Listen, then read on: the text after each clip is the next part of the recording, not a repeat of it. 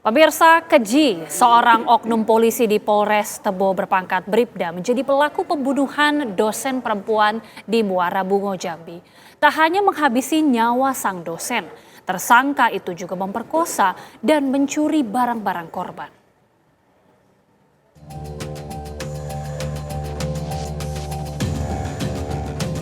Polisi berhasil meringkus tersangka pembunuhan wanita yang berprofesi sebagai dosen di Muara Bungo, Jambi. Tersangka tunggal ini ternyata adalah seorang oknum polisi berpangkat Bribda yang berdinas di Polres Tebo. Tersangka begitu keji, tak hanya membunuh, memperkosa, hingga mengambil barang-barang milik korban yang merupakan ketua prodi S1 keperawatan di salah satu kampus. Pelaku membunuh korban karena diduga bermotif asmara. Namun Kapolres Bungo, AKBP Natalena Eko Cahyono mengungkapkan masih terus menyelidiki kasus pembunuhan dosen Jambi ini. Sampai dengan saat ini masih yaitu tadi motif adanya hubungan pribadi khususnya asmara antara korban dengan pelaku.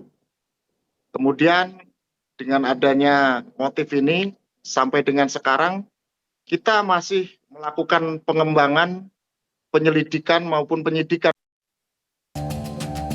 Berdasarkan hasil visum ditemukan lebam di leher, bahu, dan luka di bagian kepala korban. Bribda Waldi juga membawa kabur mobil yang terparkir di rumah korban. Dari Kabupaten Bungo, Jambi, Darlianto, TV One mengabarkan. Bagaimana seorang oknum polisi justru menjadi pelaku pembunuhan dosen perempuan. Tak hanya menghabisi nyawa sang dosen, tersangka itu juga memperkosa dan mencuri barang-barang korban. Untuk membahasnya, kita sudah bersama dengan narasumber psikolog forensik Mas Reza Indragiri. Mas Reza, apa kabar? Alhamdulillah baik Mbak Gita. Mas Reza, kita sudah mendengar bersama bagaimana berita yang disampaikan tadi. Sebelum kita membahas ya mengenai pelaku yang merupakan seorang oknum polisi, terlebih dahulu mungkin kita menelisik dari motif. Dugaan sementara disebutkan oleh motif asmara. Tapi apakah memang seorang pelaku yang tega menghabisi bahkan mencuri sampai memperkosa bisa dilandaskan motif asmara sampai sebegitunya? Saya pikir sangat penting bagi otoritas kepolisian untuk memastikan urut-urutan kejahatannya seperti apa. Karena itu yang akan memandu kepolisian untuk sampai pada sebuah simpulan motif apa sesungguhnya yang paling dominan. Misalnya, ini hanya permisalan. Apakah yang bersangkutan niatnya adalah memang sejak awal ingin mengambil harta korban? Berarti titik awal kejahatannya yang bermain-main adalah motif instrumental. Namun terjadi gesekan, terjadi perlawanan dan seterusnya sampai kemudian terjadi pidana-pidana lain yaitu misalnya pembunuhan dan juga ruda paksa. Kalau sudah mengarah kepada pembunuhan dan juga ruda paksa maka relevan untuk kemudian dicari tahu kemungkinan adanya juga motif emosional. Berarti motif instrumental merupakan motif utama, motif emosional merupakan motif pendampingnya. Artinya harus disesuaikan dan harus ditelusuri Urut-urutan kejahatan yang mana dilakukan terlebih dahulu yang dilakukan. Tapi berbicara mengenai oknum yang merupakan seorang polisi. Bagaimana kemudian menelisik kenapa tega bisa melakukan hal seperti ini padahal beliau memegang mandat sebagai seorang anggota kepolisian. Apakah ada yang salah memang pada psikologis dari pelaku ini? Sobat kali berbicara tentang peristiwa pidana di TV One, kita selalu masuknya adalah dimensi individu pelaku. Berarti yang bersangkutan lah yang harus menjadi sorotan kita. Tapi sayangnya, apa boleh buat, ketika kita berbicara tentang pelaku pidana yang notabene orang berseragam dari institusi apapun itu, maka secara konsekuen sesungguhnya kita juga harus menyertakan pembahasan tentang dimensi institusi. Sehingga muncullah pertanyaan, ini kita sebatas berbincang tentang rotten apple, apel yang busuk, atau sesungguhnya kita sedang bicara tentang bad barrel, gentongnya yang busuk. Nah ini memang selalu menjadi polemik. Itu saja, saya tidak punya pretensi untuk mengkambing hitamkan unsur lembaga dalam kasus semacam ini.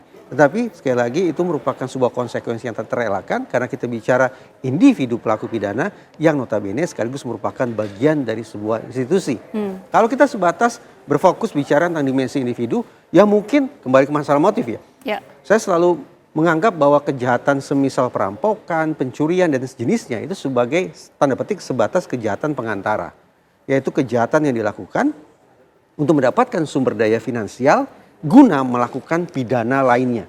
Nah, kalau kita bersepakat dengan teori semacam ini, maka dimensi individu yang bermain-main apa? Kembali lagi, adakah kebutuhan finansial? Untuk apa? Untuk menopang pidana lainnya. Misalnya, entah judol, entah itu narkoba, entah itu jual beli kendaraan tanpa surat-surat, dan seterusnya yang berfokus pada bagaimana aksi kejahatan dilakukan oleh seorang pelaku untuk mendapatkan sumber daya finansial. Oke, kembali lagi kepada pelaku ini yang merupakan oknum kepolisian atau oknum polisi begitu ya. Kita sudah mendengar lah banyak kemudian kasus-kasus kriminal yang dilakukan oleh oknum polisi. Apakah tidak terbersit dari pelaku mungkin mengetahui bahwa dirinya memegang identitas status sebagai pihak kepolisian sehingga berpikir dua kali untuk melakukan kejahatan yang bertubi-tubi seperti ini? Mungkinkah terbersit? Lebih-lebih dia bukan hanya oknum polisi, tapi dia adalah bagian dari polisinya polisi di Propam. Itu dengar yang saya dapat informasinya. Ini pertanyaan yang sangat relevan kemudian mengarahkan kita pada perbincangan tentang seberapa jauh ya sesungguhnya kontribusi lembaga bagi terjadinya perilaku-perilaku ngawur di kalangan anggotanya. Apakah pelaku memotret bahwa selama ini lembaga bukanlah sesungguh-sungguh organisasi yang mengedepankan etika. Bukanlah sungguh-sungguh lembaga penegakan hukum yang konsekuen dengan hukum itu sendiri. Kalau gambaran-gambaran semacam itu sudah mengendap di kepala seorang oknum personil penegakan hukum, maka sudah. Kita sungguh-sungguh tidak cukup berpuas diri dengan membahas pada dimensi individunya. Benar bahwa sang pelaku, sang oknum akan dibawa ke mahkamah etik dan mahkamah pidana. Tapi karena kita punya kepentingan untuk memastikan peristiwa semacam ini tidak dilakukan oleh oknum-oknum lainnya, maka bukankah seharusnya lembaga langsung turun tangan, melakukan evaluasi, melakukan pembenahan untuk mengamankan lembaga agar tidak tercemar oleh oknum semacam ini pada waktu-waktu ke depannya. Dimensi individunya berjalan, pertanggungjawaban etik dan pidana, dimensi lembaganya juga harus berjalan lewat pembenahan organisasi. Oke, kita harapkan tentunya ada pembenahan. Tapi berbicara mengenai kejahatan dilakukan oleh pelaku ini, informasinya juga bahkan disebutkan pelaku ini begitu licik, Mas Reza, sampai bisa memakai wig setelah melakukan aksi pembunuhan. Artinya sudah disiapkan secara matang. Mungkinkah itu bagian dari sehingga kita bisa menyimpulkan bahwa ini adalah pembunuhan berencana yang sudah disiapkan sejak lama? Kemungkinan apakah ini pembunuhan berencana atau tanda petik sebatas pembunuhan biasa akan ditentukan oleh seberapa jauh investigasi berhasil menemukan 4 unsur di kepala si pelaku. 4 unsur itu adalah target, insentif, sumber daya, dan resiko. Target artinya pelaku sudah sungguh-sungguh sejak awal mengincar hanya itu yang menjadi sasaran kejahatan saya. Bukan salah sasaran.